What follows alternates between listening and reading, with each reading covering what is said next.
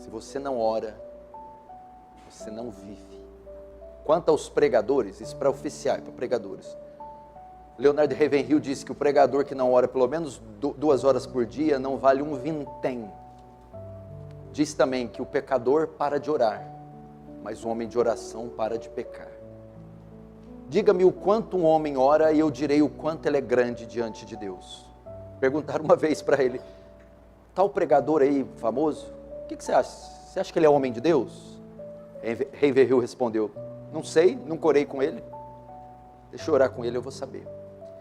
Crente que não ora está fadado à falência, ao fracasso, à queda. Não presta para muita coisa não. Precisamos orar. Paulo diz em Tessalonicenses, orai sem cessar. A.W. Tozer também diz que Deus não se curvou à nossa pressa nervosa. E aquele que quiser algo de Deus deve aprender a gastar tempo e muito tempo em oração. Precisamos redescobrir essa arte maravilhosa de oração. Todos os homens e mulheres que se destacaram ao longo de 2000 anos de história da igreja, pode ver qualquer um, homem e mulher, tinham algo em comum. Eram homens e mulheres de oração. Oração secreta, não é aquela no almoço, ou aquela para dormir, não. Ou nos cultos. É aquela com o quarto fechado. É o quarto de guerra. Precisamos redescobrir esse ofício. Por que há tanto pecado no meio do povo de Deus? Por que há tantas feridas e mágoas nos corações? Por que há tanta fraqueza em cristãos? Não oram. Não tem vida de oração regular, prática, intensa. Aprenda a orar, meu irmão. Aprenda a dobrar os seus joelhos. Eu lembro quando eu conheci o Paul Washer, quando eu fui encontrar ele pela primeira vez, ele disse para o discípulo dele que queria conhecer alguns pastores no Brasil. A primeira vez que ele veio no Brasil. Falou, procure alguns pastores que eu quero ter algumas alianças com ele. Aí ele disse para o discípulo, mas a primeira coisa que eu vou fazer quando encontrar esses pastores é levantar a calça deles e olhar os joelhos deles. Para ver se tem marcas. Para saber se são homens de oração. John Piper também fala que o Facebook, o Instagram, o WhatsApp, as mídias sociais, no dia do juízo, serão a prova que nós não oramos. Não foi por falta de tempo. Foi por causa do desperdício com essa baboseira audiovisual, que é essas porcariadas que você está cansado de saber. Gaste tempo com Deus. Acorde de madrugada. Faça votos de buscar Deus na madrugada. Tire um dia da semana para jejuar e passar só com água, Bíblia e oração. Sua vida não vai ser mais a mesma. Deixa um pouco de entretenimento. Nem nosso cérebro, nem nosso físico tem estrutura para suportar tanta informação. De celular, computador, de televisão. Vá para o campo, vai sentir a brisa da natureza, o verde, os pássaros. Ande com Deus, caminhe com Deus, horas e horas a fio. Martinho Lutero dizia que quanto mais serviço ele tinha no dia, mais ele tinha que orar. Ele dizia assim, eu tenho tanta coisa para fazer hoje, mas tanta, que se eu não passar pelo menos 2 horas em oração, eu acho que eu não vou conseguir. Diferente de nós, que a gente não ora porque tem muita coisa para fazer. Ele não. Tenho tanta coisa para fazer, que se eu não gastar pelo menos 2 horas com o Senhor, temo não conseguir realizar. Mulheres, onde estão as mulheres? Susana Wesley tinha 11 filhos. Tinha que cuidar de 11 filhos, mas conseguia arrumar tempo para se trancar no quarto sozinha e passar pelo menos 1 hora em oração com Deus.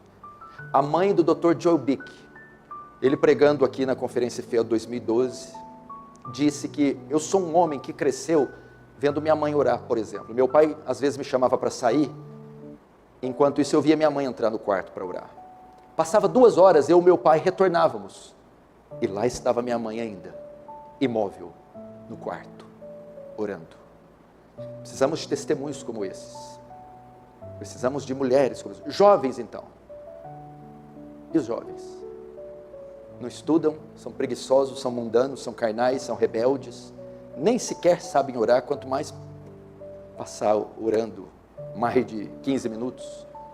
Temos que ensiná-los. Lembra de Daniel? Orava 3 vezes ao dia, de manhã, à tarde e à noite. 3 vezes ao dia se colocava de joelhos diante de Jerusalém para orar. Se nós ouvirmos o testemunho dos jovens, David Brainerd, ele fez um diário onde ele registrava o seu momento devocional. Geralmente em diário a gente mostra o que fez no dia, onde visitou, o que fez, o que viajou. David Brainerd registrava no seu diário o seu momento devocional, o tempo que ele passava com Deus em oração. Ele descrevia o que ele sentia. Geralmente ele orava 2 horas pela manhã e mais 2 horas à noite ou à tarde antes de dormir. Um missionário franzino que foi pregar para os índios silvícolas nos Estados Unidos da América. Morreu com 29 anos, tuberculoso, vomitando pedaços dos rins. Perguntaram para Jonathan Edwards. Jonathan Edwards é o que pregou um sermão, Pecadores nas Mãos de um Deus Irado. O maior sermão, mais conhecido e poderoso depois dos apóstolos. Pregou esse sermão há 300 anos e ninguém esquece desse sermão. O sermão foi tão poderoso que as pessoas se agarravam nas colunas da igreja onde ele pregou, pensando que o juízo final tinha chegado. Perguntaram para esse homem, Jonathan Edwards, qual a sua maior experiência com Deus? Ele respondeu, orar ao lado de David Brainerd, desse jovem franzino. Orar com ele. Precisamos aprender sobre isso. Gastar tempo. George Whitefield, D.L. Moody, todos os homens de John Wesley. Eu visitei a casa de John Wesley, lá na Inglaterra. Lá está ainda a cama dele, a biblioteca dele. E dentro do quarto dele, tinha uma outra salinha anexo, pequenininha, com uma Bíblia enorme aberta e um genuflexório. É aquele lugar de ajoelhar que é comum na igreja católica. Enquanto eu entrei lá, fiquei perplexo.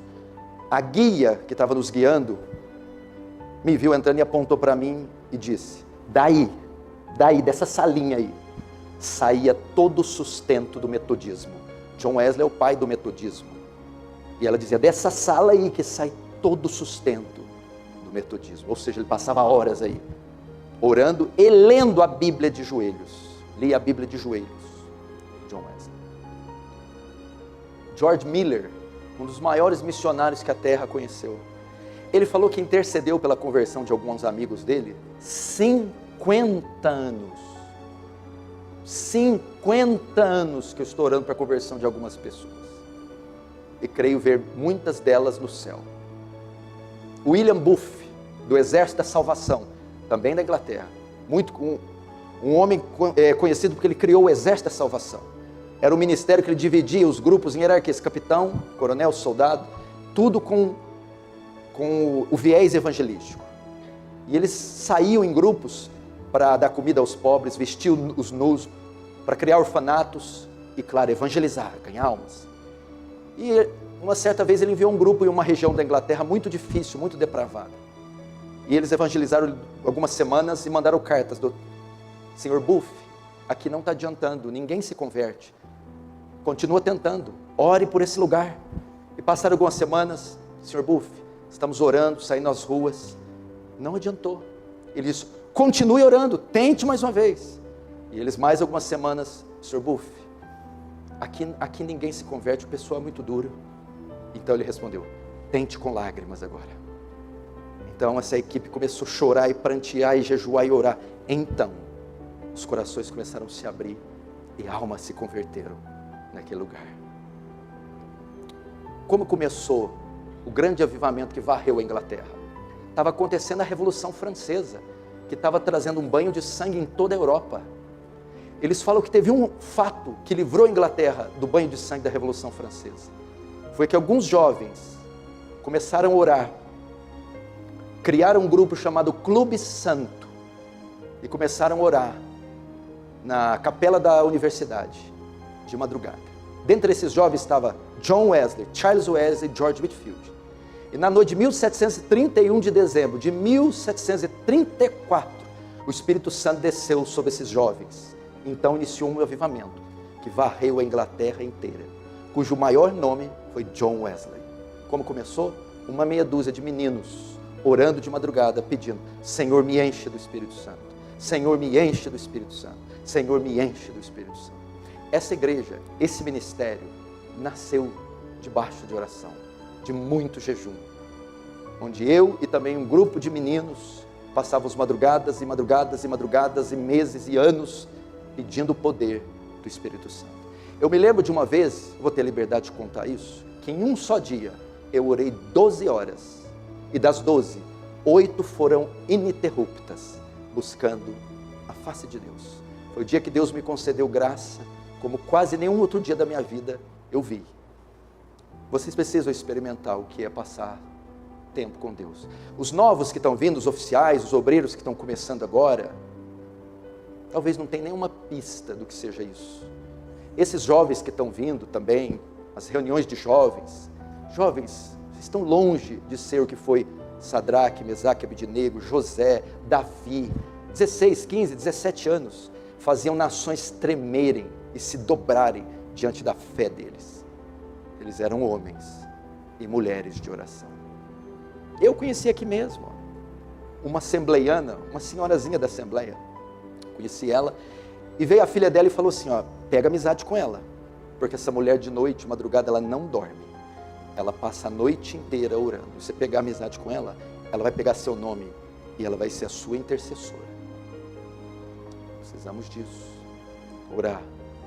Arnold Schwarzenegger, que foi 7 vezes Mr. Olímpia de fisiculturismo, tinha um epíteto, um slogan, uma frase: no pain, no gain. Sem dor, sem crescimento. A nossa frase deve ser: no pray, no gain. Sem oração, sem crescimento. Pastor, orar é fácil? Não. Orar dói. Orar requer esforço, disciplina? Requer. É para qualquer um? Não é. Você já viu 10 pessoas ganhar a medalha de ouro na mesma prova? Não tem, é uma só. Tem 10 Michael Phelps? Não tem. 10 Pelé? Não tem. Quem são esses? Cheio de talento. 6 horas por dia dentro da piscina, 6 dias por semana. É isso aí que dá ouro, não é talento não. Pergunta para o Cristiano Ronaldo se é talento. Treino, disciplina. Mas eu vou ter que deixar a pizza e jejuar? A televisão para orar? Os amiguinhos, comunhão, para ficar sozinho no meio do mato com Deus? Exatamente.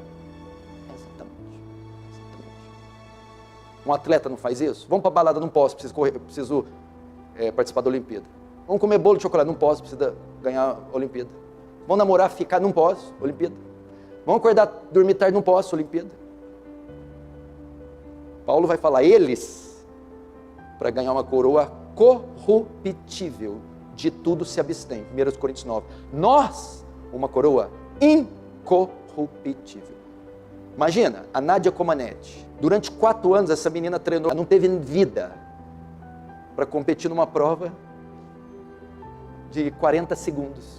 Acabou. Eu não posso dedicar minha vida, não para uma prova de 40 segundos, mas para a vida eterna. Ela não é fanática, radical, doida. Essa menina não sai, não tem amigo, não paquera, não come besteira, dorme cedo, para ganhar uma medalha de ouro. Aí eu, para fazer a mesma coisa, fazendo a mesma coisa, para ganhar a vida eterna, aí sou retardado, fanático, radical. Aliás, a maioria de nós nem tem mais esse título, né? Quem chama a gente de fanático? Que jeito. Não dá nem para ter esse título. Aprendam isso. Você quer um avivamento nessa cidade? Quer ver essas cadeiras aí cheias? Quem que está aqui? Quem que você ama que não está aqui? Teu pai? Tua mãe? Teus filhos? Tua esposa? Teu marido? Amigos, vizinhos? Colegas de trabalho? Quer vê-los aqui? Ore. Eu acho que foi Ian Bounds que diz, ore até ter orado, e ore até acabar de ter orado. Ore até conseguir orar, e ore até ter orado. Ore pela sua oração. Ian Bounds diz que demora 20 anos para preparar um sermão, porque demora 20 anos para preparar um pregador. Um sermão não prepara-se na hora, demora-se anos. O sermão vai ser ungido se o pregador for ungido. O sermão vai ser santo se o pregador vai ser santo.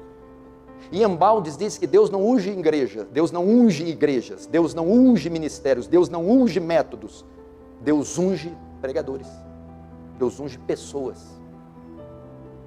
Moody dizia, põe fogo no seu sermão ou pega o seu sermão e joga no fogo. Precisamos desse fogo. Sabe o que quer dizer a palavra serafim? Aqueles que queimam, que ardem em chamas, inflamados.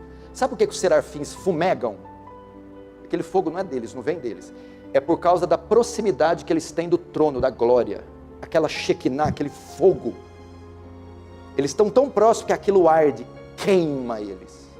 Nós temos que ser como esses serafins, arder, queimar, inflamar, diante da presença de Deus, em oração. David Wilkerson, talvez esse é o maior pentecostal que a terra já viu. Ele tem o meu respeito. É o escritor da Cruz e o Punhal. Aquele que foi evangelizar as gangues violentas de Nova York na década de 60, 70. Ele escreveu um best-seller, Cruz e o Punhal, e fundou uma das igrejas mais belas do mundo, a Times Square Church. Sabe como começou o ministério desse homem? Todo dia que ele chegava, ele gastava 2 horas na frente da televisão. E Deus começou a incomodar ele. Então ele falou assim, eu vou anunciar essa televisão no jornal, e se eu conseguir vender isso agora, eu vou me dedicar às 2 horas que eu gastava com a televisão em oração. Depois de fazer o anúncio, minutos depois alguém toca, ele fecha, vende a televisão e passa todos os dias à noite, no lugar de gastar 2 horas com a TV, passa 2 horas com Deus. Então surge esse ministério, Deus, o World Challenge, o Teen Challenge, e vai ser esse ministro formidável. Pra você ter uma ideia, ele fundou um ministério de recuperação de drogados, que o presidente da época, Ronald Reagan, ele elogiou e disse que é um dos métodos mais eficazes de recuperar drogados, era o Teen Challenge de David Wilkerson, um homem que ousou vender a televisão e orar 2 horas antes de dormir. Experimentou? Experimentou o sabor disso? Ser visitado por Deus? A igreja fica aberta todo dia, de segunda a sexta, das 6 às 9, fica aqui aberto, com um oficial intercalando de semana em semana. Para quê? Para dar uma opção para aquele que não tem um lugar secreto, reservado, para orar aqui. Então das 6 da manhã às 9, aberto. Então aquele que quer antes da faculdade, do trabalho, da fábrica de sapato, antes da universidade, vir ter um tempinho aqui com Deus, está aberto. É ridículo o número de pessoas que vêm, extremamente pequeno. Quarta-feira, razoável, vigília também. Vamos aprender a prática do exercício espiritual mais elevado que existe. A oração. Quer deixar de ser carnal? Ore. Quer vencer as tentações e o fascínio pelo mundo? Ore. Quer dominar a carne e o pecado e as facetas do seu caráter? Ore. A oração, ela nunca cai em desuso e ela nunca fica sofisticada. Para o primeiro Adão, das primeiras páginas da Bíblia, e para o homem moderno, contemporâneo, ela ainda é praticada do mesmo jeito, com humilhação, com quebrantamento, com arrependimento, invocando a Deus. Aprenda isso.